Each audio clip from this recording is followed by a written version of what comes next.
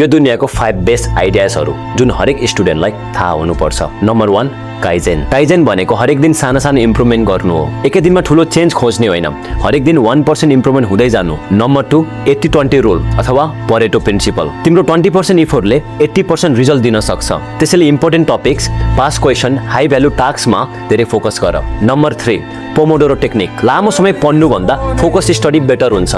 25 minutes deep study plus 5 minute ब्रेकले concentration improve गर्न help गर्छ।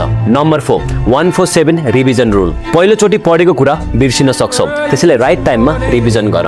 डे 1, डे 4 र डे 7 मा रिभिजन गर्दा मेमोरी स्ट्रङ हुन्छ। नम्बर 5 पार्किन्सन ल। कामलाई जति टाइम दिन्छौ काम त्यति नै ढिलो हुन्छ। एक्जाम्पलको लागि यदि एक्जाम 2 महिना पछि छ भने तिमी अहिले पढ्न स्टार्ट नै गर्दैनौ, तिमी एक्जाम आउनुभन्दा 1 हप्ता अगाडि अथवा 1 दिन अगाडि मात्र सुरु गर्छौ। मानौ एक्जाम आउन 2 महिना छ, तर तिमीले अब एक्जाम आउन 10 दिन मात्र छ भन्ने सोच्यौ भने तिमीले पढ्न चाँडै सुरु गर्छौ।